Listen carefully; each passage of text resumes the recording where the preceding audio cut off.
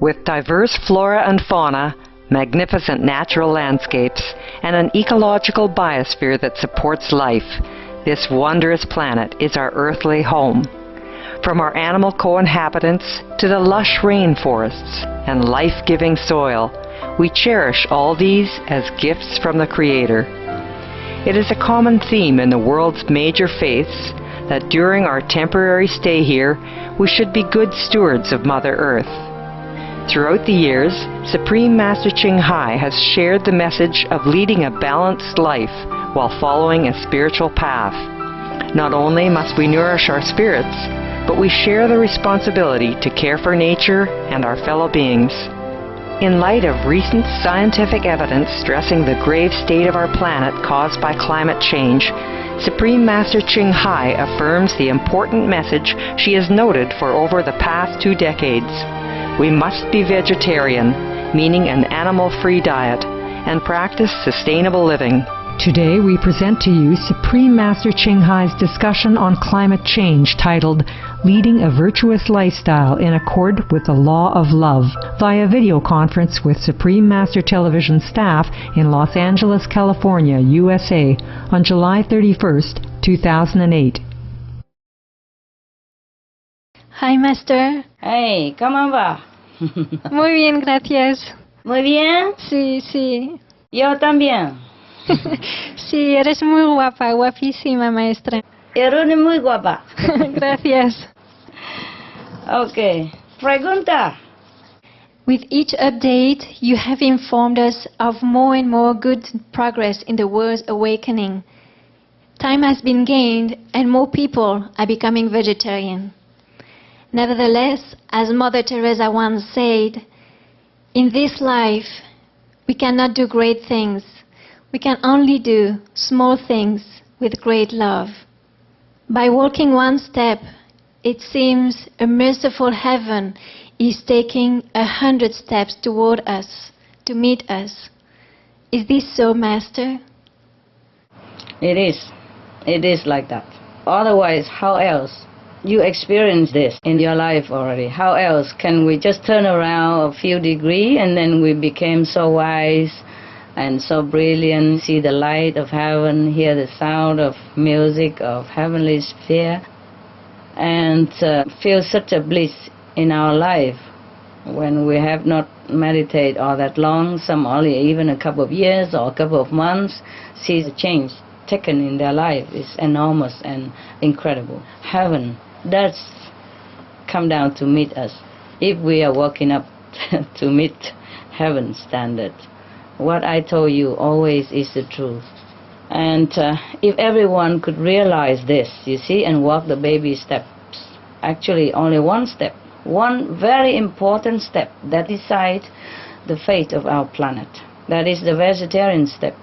Everything else will come to us unasked.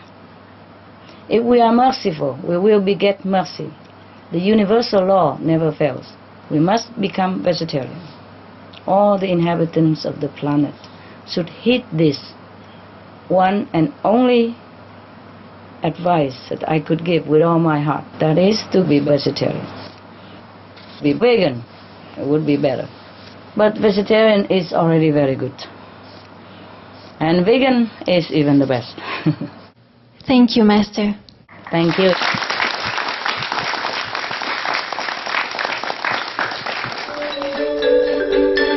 Some of the benefits of a vegetarian diet: lower blood pressure, lower cholesterol levels, reduce type 2 diabetes, prevent stroke conditions, reverse atherosclerosis, reduce heart disease risk 50%, reduce heart surgery risk 80%, prevent many forms of cancer, stronger immune system, increase life expectancy up to 15 years, higher IQ, conserve up to 70% clean water. Save over 70% of the Amazonian rainforest from clearance for animal grazing. A solution for world hunger. Free up 3,433 million hectares of land annually. Free up 760 million tons of grain every year, half the world's grain supply. Consume 2/3 less fossil fuels than those used for meat production. Reduce pollution from untreated animal waste. Maintain cleaner air. Save 4.5 tons of emissions per US household per year. Stop 80% of global warming. Plus more. Hello, Master. Hello. Master, the animals must feel sad because many of their species are being forced to leave the corners of the biosphere, as they cannot adapt quickly enough to the changes. We hope that we can ask for their forgiveness. From their perspective, what are their hopes and wishes for the Earth at this time? They just feel sorry for human beings, as they know where they are going, but most humans don't. They do love life like we do, but they are not that attached to it the way humans are. They are not very afraid of death. It's just the natural reaction that they want to live. But if they have to die, they die, because they know they're going back to where they came from, which is heaven. That's why they are always satisfied in any circumstance. They know life here and hereafter, and they know their maker. They wish the human race can see what they see, know what they know, and stop all this madness centering around temporary time on earth and focus more on life eternal. They wish the earth be saved, but it's not about saving the planet, but about human returning to virtuous life and compassionate heart. And all things will be all right. They know that. Then the earth will be saved if people are compassionate as a byproduct. If we live according to the law of love, all things will be all right. The animals know that. And they would really wish human understand this concept, the only concept that matters, the concept of love. Thank you, Master. Thank you.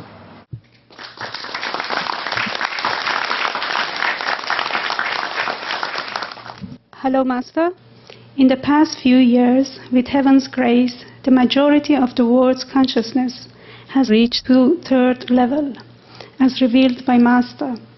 Does this mean it is in their nature to more easily adopt a more noble and compassionate way of life, namely a vegetarian diet? Thank you. Yeah, it should be, but because the majority are still in a low third level, that means bordering second level, still in a destructive border, and it's easily still for them to get influenced by the destructive nature on the second level. You see, if you are at the border, for example, border between Iran and Iraq, you are Iranian and you are in a border. Sometimes the war of Iraq can influence you. You can hear the cannon, or you can hear the shooting, or sometimes you can even see the refugees running toward the border and get stuck there or cannot go to Iran, for example, like that, or you see dead body while you are walking around at the border.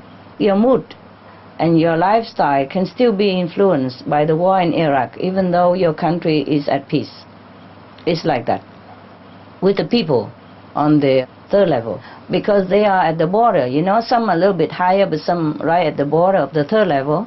So the gross element of lower consciousness of the second level is still gripping them from time to time, confusing and distracting them. On top of that, the negative power is a bad loser. Is trying to work all its might to prevent the newly detached souls to escape its clutches. So it has not been easy for the souls and for us, for me. And that's why we must work so hard. But I still have hopeful vision. I feel very positive. As all human is inherently divine, and they have just been cheated in this unfair game. And whatever happens, we must love them, awaken them, and do all we can to fulfill their wish of retaining this planet and make it a heaven on earth. Thank you, Master. I'm very, very positive, very hopeful. I feel very positive. I feel that we can do it. I feel that maybe in a few years, 70% or 90% of human will be vegetarian. Just keep that vision for me.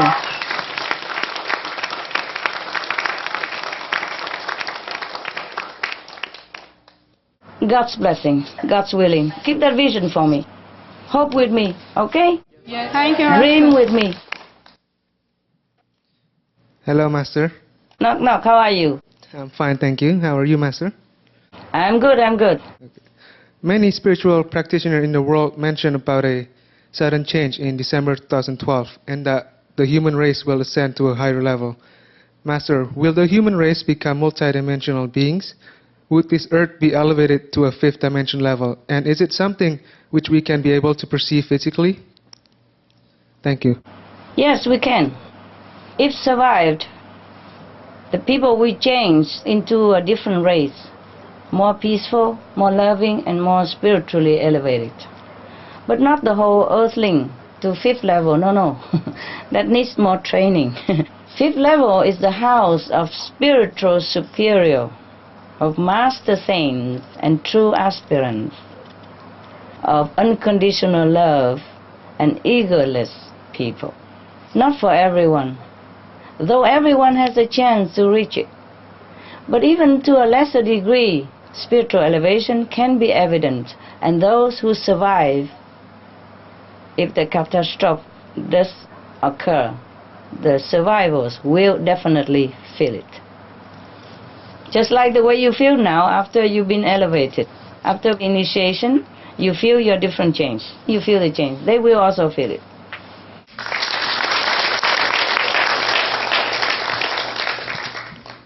Hello, Master. Hello, loving. How are you?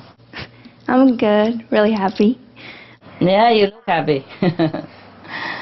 Are there any higher beings who have reincarnated into this world as a compassionate and enlightened worldly leader who can be, in the words of Prince Charles, courageous and revolutionary to tackle climate change, who would have dared act upon their convictions to take the appropriate steps as you have suggested? Yes, there are some. You will only know them by their actions. They will have the strength and bravery to step out of conventional boundary to free themselves and the world. The only thing that still hinders them now is the oppressive collective negative energy that has been exercising its hold on all souls, confusing between bad and good, the should and should not. But God willing, the leaders and world citizens might still be able to walk the loving path of vegetarianism, the path of life. We all have to, if we want to survive in a more ideal world, the world in which our best nature and potential will shine through in all splendor. I think what His Royal Highness Prince Charles meant was that when he said we have to take courageous and revolutionary steps, I think he means people should be vegetarian. We already know about technical change, we already know scientific invention and discovery and green and all that. So these cannot be courageous and revolutionary, except vegetarianism. We could call that courageous and revolutionary. When I heard that, immediately I know what he meant. He meant vegetarian diet. Need courage and need revolutionary spirit. Thank you, Master. Thank you.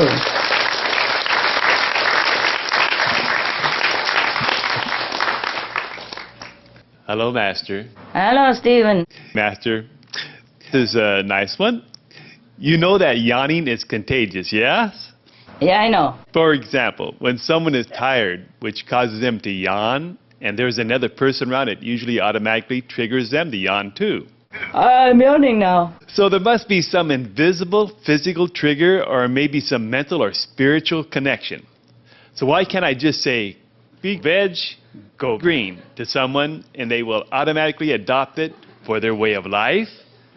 Would be nice. Would be nice when it does that. Yeah, it does happen. It depends on the degree of the karmic background of that person. So to some person, when you just say big veg, go green and explain a couple of sentences, and then he goes veg and he go green. That also happens. I know that for the fact. I know that. Some people has been converted that way. But that depends on how filled he is on connection with others. Because a person who goes veg That encompasses a whole lot of network of karmic connection. It connected with his parents, with grandparents, with great-great-grandparents, and connect with all the animals, all the things that causes him to eat meat or the animals to be killed, etc., etc. And the karmic pattern from many past lives. That's why, because it's connected to so many beings. And also it's in his DNA, and it's been habitual for a long time. That's why it's difficult to change. But a person who is not so filled with this karmic hindrance, or feel very little bit, like 0.9 and 0.5, then when you talk to him once, and your spiritual power is enough to cleanse the little karmic hindrance that he has, or she has. Therefore, you convince her on him on the spot. Many masters can do that, and that's why they convert people in a mass and initiate them immediately. You, for example, you just listen to my lecture once and get initiation, and you stay vegetarian how many years now? Almost 20. 20 years. See that, Steve? Because you have very little bad karma, not too much connected with many other heavily dragging power of karmic killing retribution. Yeah. Therefore, I just talked to you once, and you're smart. You understand, and I am able to help you right away. That happens, you see? It happens also. But it doesn't happen all the time because of the karmic hindrance and the DNA and the background and the habitual and the unsmartness sometimes. Maybe you have higher IQ than other people. Yes, that helps also. You see, smart people do choose vegetarian diet and quicker and simpler. And now, at least it shows that we can influence each other. When you yawn, somebody else yawn. At least it proves something, that we are all connected, that we could really influence each other in some scale right now. Yawning is the automatic mechanical system in our body. So if somebody yawns, we look, and then the cells of the body copy and yawn also. Because the yawning action doesn't have to connect with your great-grandfather karma or killing of anybody. So it's so light and easy, so it's easy to influence people. I wish we could influence everybody by just yawning like veg, or green, and then they go automatically. But if we do, that just proves to you that we could influence people. We just continue yawning our conviction. Yeah, big veg, go green, and then maybe people will yawn with us. Thank you, Master. Very good. Is that logical enough? I love it. I love the answer. It's correct. Okay, good. Thank you.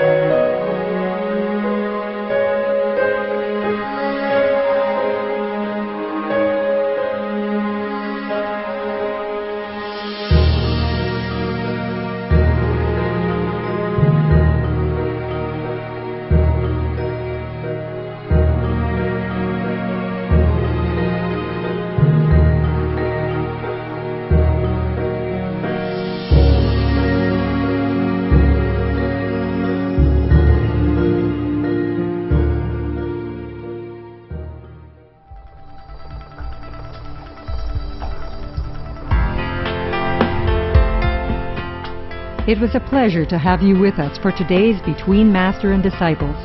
Tune in tomorrow for Part 5 of Supreme Master Ching Hai's discussion, Leading a Virtuous Lifestyle in Accord with the Law of Love. Animal World, Our Co-Inhabitants is next, right after Noteworthy News, here on Supreme Master Television. So long, until next time.